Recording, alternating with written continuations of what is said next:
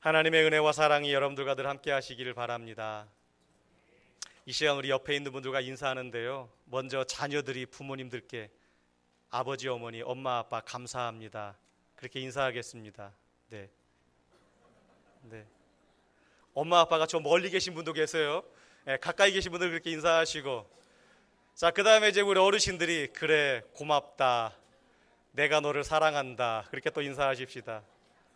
봤을 때 내가 아들 나이 되면 그렇게 인사하시는 거예요. 네, 옆에 계신 분들에게. 네. 우리 원장님이 가족이 다 오셨는데 장로님 앞에 혼자 앉아 계시네. 대한이 어디 갔니, 대한이? 네. 그래요. 이렇게 한 자리에 앉아 계신 모습을 뵈니까 조금은 이제 아이들 소리 때문에 신경이 쓰여지시는 분들도 계시겠지만, 예수님 당시에 예수님께서 우리가 그렇게 애지중지하는 예수님 말씀을 우리가 들을 때 예수님은 결코 아이들이 예수님 앞으로 나오는 것을 막지 않으셨어요. 그때라고 해서 우리 아이들이 성숙해가지고 예수님 말씀 전하실 때 얌전하게 막 몇 시간씩 앉아있지 않았어요. 막 돌아다녔어요. 그러다 보니까 베드로와 제자들이 이 녀석 어디가? 앉아야지! 혼냈어요. 그랬더니 예수님이 냅둬라, 그냥 두라 그러셨어요. 그냥 두라고 하셨어요. 제가 유초등부 아이들도 설교를 해봤고요, 청년들도 설교를 해봤고, 어른들도 지금 설교하잖아요. 아이들 예배 때 보면 정말 정신 하나도 없습니다. 막 돌아다니고 뭐 뛰어다니고. 어른들이 그래요. 아이고, 저렇게 예배해가지고 애들 뭐 머릿속에 기억에나 남을까? 어떨 것 같으세요, 여러분들? 남아요. 여러분들 지난주일 제 설교 제목 기억나세요? 본문은 어디였나요? 감사합니다. 좀 잊어버려 주셔야 제가 또 다음에 똑같은 본문을 가지고 설교할 수 있지 않겠습니까? 근데 신기한 것은요, 우리의 아이들은 떠들고 정신없이 돌아다니는 것 같아도요, 아이들은 기억해요. 아이들은 기억한다고요. 근데 정작 얌전하게 예쁘게 앉아있는 우리 어른들, 우리 소망교회는 안 그런데 다른 교회는 어떨 줄 모르겠어요. 머릿속에 어떤 것을 생각하고 계신지 제가 잘 모르겠지만, 우리가 이제는 겉모습도 내면도 그렇게 진실된 모습으로 예배할 수 있는 모습이 우리에게 있길 바라고, 가장 좋은 교육은 가정교육입니다. 식탁 앞에서의 교육. 옛날에 어른들과 같이 식사하면서 예절을 배웠잖아요. 어른들이 숟가락 들기 전에 결코 아이들이 숟가락 먼저 못 들었잖아요. 아무리 배가 고파도. 근데 이제 시대가 바뀌어가면서 아이 그런 게 어딨어, 바쁜 사람 먼저 먹고 가는 거지. 아, 그럴 수 있어요. 그러나 원칙은 알려주셔야죠. 아이들이 얼마든지 아이들이니까 10분, 20분 가만히 앉아있는 게 힘들어요. 돌아다닙니다. 몸을 베베 꽈요. 하지만 그런 아이들에게 우리가 잘 붙잡고 계속해서 일러주는 모습이 우리들에게 필요합니다. 그것은 누가 할 책임이냐? 부모들이 할 책임이고, 할아버지 할머니가 손자 손녀들, 눈에 넣어도 아프지 않을 그 손자 손녀들에게 가르쳐 주어야 될 예절이요 신앙 교육입니다. 그래서 오늘 이 시간 우리가 예배할 때에 아이들이 조금 소란스럽다고 너무 눈치 주지 마시고, 그렇다고 그냥 또 막 또 방관하지 마시고, 적절하게 그때그때 지혜롭게 네 집 아이 내 집 아이 구분하지 마시고 아이들이 이렇게 잘 토닥거려 줄 수 있었으면 좋겠습니다. 이 시간 같이 영상 하나 같이 보시겠습니다.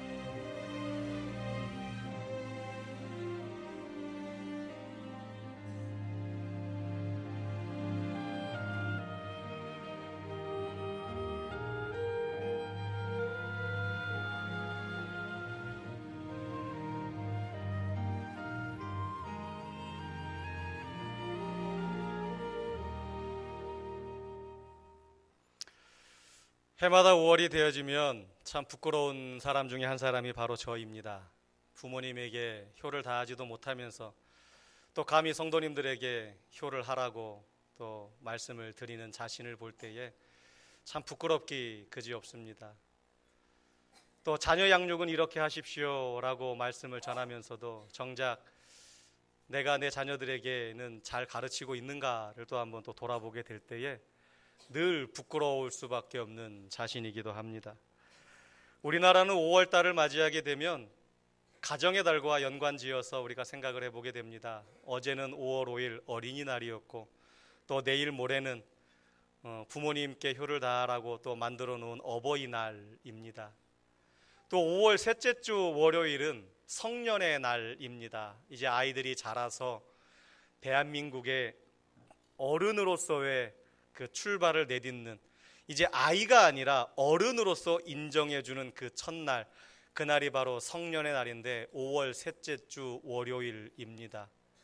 그리고 또한 5월 21일은 부부의 날이라 그래서 각각 남이었던 둘이 만나 하나가 되는 그날, 그래서 부부의 사랑을 다시 한번 확인하고 또 서로를 격려하며 그렇게 가정의 평강을 위해서 애쓰는 그런 날이기도 하지요.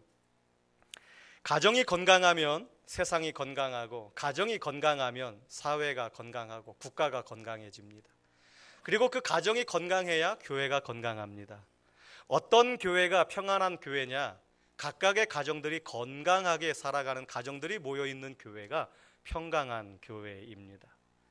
가정이 평안하지 못하면 교회가 시끄러워요. 가정이 평안하지 못하면 그 나라는 늘 시끄럽습니다. 성경에서 우리들에게 말씀하고 계신 가정, 성경에서 말씀하고 있는 복, 과연 우리들에게 어떠한 복을 약속하셨고 어떠한 복을 말씀하고 계실까? 오늘 시편 128편의 말씀에 보게 되면 첫 번째 우리에게 말씀하신 복은 물질의 복을 말씀하고 계십니다. 물질적, 경제적 복을 우리들에게 약속하고 계세요. 네가 내 손이 수고한 대로 먹을 것이라 말씀하고 있습니다. 열심히 땀 흘려 수고한 대로 풍성한 열매를 거둔다라는 거예요. 심은 만큼 거두는 것, 그게 복 아닙니까? 내가 10개를 심었어요. 그리고 10개를 거두었습니다. 사람들은 그것이 손해났다 그래요. 왜 손해입니까? 내가 10개 심었잖아요. 10개 거두었습니다. 그러면 그건 감사한 거죠. 왜냐하면 10개를 심었는데 5개밖에 못 거둘 수도 있잖아요. 우리는 본전만 해도 그것이 손해라고 생각을 합니다. 그런데 하나님께서 우리 믿는 자들에게 주신 축복은 본전만 하게 하시는 것이 아니라 30배, 60배, 100배의 결실을 하게 하시잖아요. 이 땅을 살아가는 동안에 내가 손으로 땀 흘려 수고하고 열심히 일을 했는데 그 수고를 얻지 못하는 것만큼 화가 없습니다. 세상은 내가 수고했다고 그 수고를 다 우리가 누릴 수 있는 세상이 아닙니다. 세상에 열심히 일하지 않는 사람이 어디 있어요? 열심히 일합니다. 아침부터 밤늦게까지 일합니다. 그런데 손에 쥐는 것이 내가 수고한 만큼을 거두지 못하는 사람들이 얼마나 많은지 몰라요. 성경에서 말하는 물질의 복이 뭐냐? 내 집안에 차고 넘치는 것이 복이 아니라 내가 땀 흘려 수고한 만큼 얻는 것, 그것이 복이라고 말씀하십니다. 신명기 28장 30절에 보면 집을 건축하였으나 거기에 거주하지 못할 것이요 포도원을 심었으나 네가 그 열매를 따지 못할 것이라. 공든탑이 무너지는 거죠. 수고했는데 아무것도 없는 것입니다. 그것은 복이 아니죠. 그러나 내가 수고했는데 내 손 안에 수고한 만큼 내 손에 주어져 있는 것, 하나님께서 말씀하시는 복입니다. 돈이라고 하는 것이 그렇게 가장 중요한 것은 아닙니다. 그런데 우리들이 일상을 살아가는 중에 이 경제적 돈이라고 하는 것이 있으면 더 좋은 것 아닙니까? 하나님께서 여러분들에게 여러분들이 수고하신 만큼 누리는 그 복을 주시기를 원합니다. 또한 두 번째 하나님께서 주신 복이 뭐냐? 사회적 인간관계의 복입니다. 제 아무리 돈을 많이 벌어도 인간적인 관계가 형통하지 못하면 그건 복이 아니에요. 신약 성경에 나오는 사람 중에 예수님을 만났던 사람들 중에 부자였던 사람이 하나 있어요. 가진 건 많아요. 근데 친구가 한 명도 없어요. 자, 우리 교회 학교 친구들 그 사람이 누군지 알아요? 욥? 욥은 또 배웠구나. 욥 말고 세금 거두는 사람이었는데 키가 작은 사람, 삭개오라고 하는 사람이 있었어요. 그 사람 얼마나 돈이 많았습니까? 돈이 많았어요. 집안에 쌓아두었습니다. 그런데 그가 행복하고 평안했습니까? 그는 자기의 삶을 복이라고 생각했나요? 이웃들과의 관계가 원만하지 못하니까 친구가 한 명도 없었어요. 제 아무리 돈이 많아도 가족 관계 또는 가까운 다른 사람들과의 관계가 어느 정도 이상으로 틀어지면 결코 행복할 수 없습니다. 영화나 소설에 보게 되면 그 끄트머리가 고향으로 돌아가거나 가정으로 돌아가는 장면으로 끝을 맺는 것이 있어요. 대부분의 내용들이 해피엔딩으로 끝이 나는 것입니다. 고향으로 돌아간다라고 하는 것은, 가정으로 돌아간다라고 하는 것은 중간의 과정에 여러 가지 많은 일들이 있을 수 있겠지만, 그러나 나를 기다리고 있는 내 부모가 있는 집, 나를 기다리는 내 사랑하는 이웃들이 기다리고 있는 곳으로 돌아간다라고 하는 것, 그것이 행복입니다. 쉴 수 있는 곳으로 돌아가는 것이거든요. 내 쉴 곳으로 돌아가는 것. 오랜 여행 끝에 집으로 가는 길을 한번 생각해 보십시오. 지난 목요일, 금요일 교회가 협력해 주셔서 1박 2일로 어르신들을 모시고 남해안으로 여행을 다녀왔습니다. 날씨도 좋았고 잘 보고 잘 드시고 그렇게 돌아왔어요. 1박 2일간 다녀오는데요, 참 좋더라고요. 우리 어르신들 표정이 얼마나 좋았는지 모릅니다. 우리 교회의 최고령이 조윤환 장로님하고 정숙희 집사님 두 분이신데요, 두 분도 같이 가셨습니다. 이제 90을 향해 가시는 두 분이십니다. 잘 걸으셨어요. 그런데도 아마 고향 집으로 돌아오는 제천으로 가까이 오면 올수록 아마 더 좋으셨을 것입니다. 집으로 가는 거잖아요. 나를 기다리고 있고 함께 신앙생활하는 내 신앙의 동역자들이 있는 곳, 내가 섬기는 교회가 있는 곳으로 간다라고 하는 것, 그것처럼 얼마나 큰 복이 있을까요? 매일 저녁 집으로 돌아가면서 마음의 설렘과 기쁨이 있다면 그게 복 아닙니까? 하루 종일 일한 남편이나 아내들이, 아빠나 엄마들이 하루의 일과를 마치고 이제 집으로 돌아갈 때 그 마음속에 걱정, 근심, 가족을 만날 두려움, 그것이 아니라 사랑하는 아내와 사랑하는 남편과 사랑하는 자녀들을 만날 그 기쁨과 설레임을 안고 가정으로 돌아가는 것, 그것이 복입니다. 교회라고 하는 신앙의 집으로 올 때 여러분들의 마음은 어떠십니까?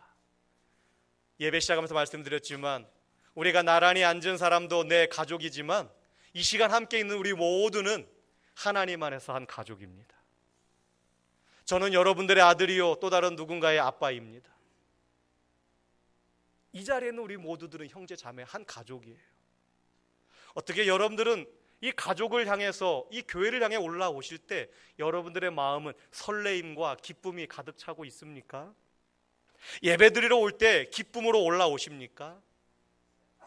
하나님 아버지를 만나고 그분의 말씀을 듣고 한 주간 동안 내가 어떻게 살았는지 하나님께 구구절절히 막 이야기할 것에 대한 그 설레임과 기쁨을 안고 오십니까? 형제자매인 우리 성도들을 만날 기쁨, 과연 저 집사님 한 주간 동안 어떻게 살았을까? 저 장로님, 저 권사님 한 주간 동안 어떻게 지냈을까? 나는 이렇게 살았는데 나의 즐거움을 같이 나누어야지. 아니면 그 집사님의 슬픔을 내가 좀 들어드려야지.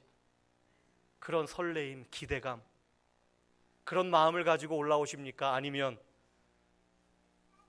아이고 안 가면 또 목사님 전화하겠지, 오늘 안 가면 또 목사님이 한 소리 하시겠지, 내가 안 가면 어느 집사님이 나를 또 뭐라 그러겠지, 그런 마음으로 올라오십니까? 마지못해 올라오십니까? 아니면 기쁨을 가지고 올라오십니까? 까닭이 어떻든지 교회에 올 때 행복하고 기쁘지 않다면 분명히 신앙생활 어딘가에 분명한 문제가 있는 것입니다. 그러나 내가 기쁨을 안고 즐거움을 안고 주의 전으로 올라오는 것은 내가 행복하다라고 하는 증거입니다. 세 번째, 오늘 말씀을 통해서 우리들에게 주시는 복은 영적인 하나님과의 관계의 복입니다. 오늘 5절 말씀에 보게 되면 여호와께서 시온에서 내게 복을 주실지어다 너는 평생에 예루살렘의 번영을 볼 것이라 말씀하고 있습니다. 성경에서 복을 말할 때 시온을 이야기하고 예루살렘을 이야기합니다. 시온이라고 하는 것은 이스라엘의 해발 800m 고지에 있는 예루살렘 성이 포함되어 있는 그 주변 일대를 말하는 것입니다. 근데 시온이 왜 복이 있느냐? 시온 자체가 복이 있는 것이 아니라 그 시온 안에 예루살렘 성, 하나님의 도성인 예루살렘 성이 그 안에 있으니까 그 시온이 복이 있는 거예요. 왜 예루살렘 성이 복이 있습니까? 그 예루살렘 성 안에 하나님을 예배하는, 하나님과 만나는 주의 성전이 그곳에 있으니까 예루살렘 성이 복이 있는 거예요. 다시 말하면 하나님과의 영적인 교제가 있는 자리, 하나님과의 영적인 만남이 있는 삶, 그것이 복이 있는 인생입니다. 경제적으로 아무리 넉넉하고 사회적인 인간관계에서 아무리 존경을 받고 많은 폭풍 인맥을 자랑한다 할지라도 하나님과의 관계가 단절되어 있으면 복 있는 인생이 아니죠. 하나님과의 관계가 단절되면 모든 것은 헛것입니다. 어쩌면 이 세 가지 복 중에서 제일 중요한 복입니다. 물질이 있으나 없으나, 사람과의 관계가 있으나 없으나 하나님과 관계가 좋은 자들이 복이 있는 사람인데, 하나님과의 관계가 잘 이어지면 사람들과의 관계도 좋아요. 물질의 복은 덩달아 따라옵니다. 누가복음 16장 16절로 21절에 보게 되면 예수님께서 부자에 관한 이야기를 하시는데 어리석은 부자의 말씀을 하십니다. 또 비유로 그들에게 말하여 이르시되 한 부자가 그 밭에 소출이 풍성하매 마음에 생각하여 이르되 내가 곡식 쌓아둘 곳이 없으니 어찌할까? 또 이르되 내가 이렇게 해야 되겠다. 내 곡간을 헐고 더 크게 짓고 내 모든 곡식과 물건을 거기 쌓아두면 되겠다. 또 내가 내 영혼에게 말하기를 이젠 됐다. 나를 위하여 많이 쌓아두었으니 이제는 내가 편히 쉬고 먹고 마시자. 그렇게 생각하는 부자가 있었어요. 하나님께서 뭐라고 말씀하십니까? 어리석은 자여, 오늘 밤에 내가 내 영혼을 데리고 가면 네가 준비한 것이 누구의 것이 되겠느냐? 하나님과의 관계에서 오는 복이 가장 우선입니다. 그리고 하나님과의 관계에서 오는 복이 우리들에게 놀라운 축복입니다. 우리가 이 복의 의미를 다시 한번 정확하게 세우시고 하나님과의 관계를 바로 하시길 바랍니다. 하나님과의 관계가 단절되면 다른 것은 다 끝입니다. 하나님과의 관계가 올바로 서면 사람들과의 관계도 바로 서게 되고 하나님께서 우리들에게 필요한 그 이상의 물질을 넉넉하게 채워주십니다. 이 자리에 모이신 우리 모든 분들은 오늘 시편 128편에서 말씀하시는 물질의 복, 인간관계의 복, 하나님과의 관계의 복, 이 세 가지 복을 달라고 하나님께 날마다 기도하시길 바랍니다. 그리고 그 복을 날마다 누리시길 바랍니다. 별로 복을 안 좋아하시네요. 그러면서 이 복에 한 가지를 더 더해야 됩니다. 위에 이 세 가지 복에다가 이 복이 나로서만, 내 대해서만 끝나는 것이 아니라 우리의 자손들에게도, 우리의 자녀들에게도, 우리 자녀의 자녀의 자녀들에게도 계속해서 대를 이어가기를 우리는 또한 기도하고 또한 그렇게 복이 이어지기를 우리는 소망해야 되겠습니다. 성경에서 복을 말씀하실 때요, 빠지지 않는 것이 이 시간의 축으로 이어지는 복입니다. 할아버지에서부터 이어진 복이 아버지에게로, 아버지에게서 이어진 복이 자녀에게로, 자녀에게 이어진 복이 손자, 손녀들에게로 3대, 4대, 5대 계속 흘러가는 것입니다. 우리 많은 성도들이 부러워하는 것 중에 하나가 신앙의 3대, 신앙의 4대 가정들 부러워하시잖아요. 아마 이 자리에 신앙의 3대 집안도 있고 신앙의 4대 집안도 있을 것입니다. 어쩌면 신앙의 일대인 분도 계실 것입니다. 걱정하지 마세요. 실망하지 마세요. 내가 신앙의 일대이면 하나님께서 나에게 주신 이 축복이 나를 통하여서 내 자녀들에게로, 내 아들, 손자, 며느리 계속해서 흘러가도록 우리가 그 신앙의 시조가 되면 되지 않겠습니까? 내가 하나님께로부터 주시는, 하나님께서 나에게 주시는 모든 축복을 내가 잘 받아 누리고 내가 내 자녀들에게 신앙을 잘 전달하여서 나로부터 시작된 이 신앙이 흘러 강물처럼 내려간다면, 그래서 모든 사람들이 우리의 집안을 볼 때마다 부러워한다면, 그것처럼 놀라운 축복이 어디 있습니까? 언제인지는 아무도 모르지만 예수 그리스도께서 재림하시는 그때까지 여러분들의 가문에 이 하나님께서 주시는 이 평강이 날마다 흘러 넘치시기를 바랍니다. 그래서 여러분들이 그 신앙의 조상들이 되시기를 바랍니다.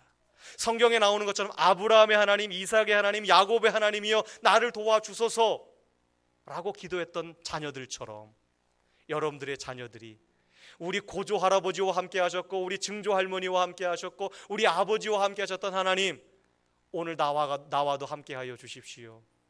우리가 그렇게 기도할 날을 우리의 자녀들이 누리도록 오늘 우리가 그렇게 살아야 되지 않겠습니까? 이제 중요한 질문 하나가 있어요. 물질의 복, 인간관계의 복, 하나님과의 관계의 복, 자손 대대로 이어지는 이 축복을 과연 어떻게 하면 우리가 누릴 수 있을까? 어떻게 하면 이 복을 우리가 받을 수 있을까? 어떻게 하면 우리 사랑하는 자녀들에게 이 복을 전달해 줄 수 있을까? 시편 128편 1절과 4절 말씀을 같이 읽습니다. 시작. 여호와를 경외하며 그의 길을 걷는 자마다 복이 있도다. 여호와를 경외하는 자는 이같이 복을 얻으리로다. 아멘. 경외한다라고 하는 것은요, 하나님을 하나님으로 인정하고 하나님의 뜻을 사모하며 하나님의 말씀에 순종하고 하나님께 예배하는 자가 하나님을 경외하는 것입니다. 우리가 지금 이 자리에 모여서 온 가족이 함께 예배합니다. 이것뿐만이 아니라 우리의 가정에서 내 삶이, 직장에서 내 삶이 예배가 될 때 하나님께서 우리가 그토록 원하는 물질의 복도 주시고 폭풍 인맥의 복도 주시고 하나님과 영원히 끊어지지 않는 그 관계의 복을 우리들에게 약속하셨습니다. 정성스럽게 우리가 마음을 준비하고 삶을 준비하고 예배를 준비하며 예배당에 나아옵니다. 그리고 선포되는 말씀을 중심으로 기도하고 찬양하고 하나님을 만납니다. 그리고 성도의 교제를 통해서 이웃과의 교제를 나눕니다. 예배 이후에는 내가 세상으로 나가서 주신 말씀대로 그렇게 삶을 살아갑니다. 소금과 빛의 역할을 감당합니다. 그것이 바로 하나님을 경외하는 것입니다. 사랑하는 소망교회 성도 여러분, 여러분들의 가정과 여러분들의 가문이 시편 128편의 복을 누리시길 원하십니까? 하나님께 드리는 예배가 복인 것을 깊이 깨달으시고 하나님을 경외함으로 부모인 우리가 먼저 하나님을 온전히 예배하시고 그것을 자녀들에게 물려주시길 바랍니다. 하나님을 경외함으로 하나님을 하나님으로 인정하고 말씀 따로 삶 따로가 아니라 우리가 말씀을 삶 속에서 가르쳐서 우리의 어린 자녀들이 주의 말씀으로 잘 따라오는데, 아까 서두에 제가 영상을 보여드린 것처럼 가장 위대한 선생님은 부모입니다. 부모가 그 부모를 잘 섬길 때 자녀들은 그 부모의 모습을 봐요. 보고 배웁니다. 간혹 가다가 안 그런 자녀들도 나와요. 그렇지만 열의 9은 부모님이 한 모습을 그대로 보고 자녀들이 배웁니다. 우리가 교회를 중심으로, 말씀을 중심으로, 예배를 중심으로 살아가시는, 그래서 소망가족 모두의 가정에 이 시편 128편의 복이 흘러넘치는 행복한 가정들 되시기를 주님의 이름으로 부탁을 드립니다. 참 좋으신 아버지 하나님, 감사합니다.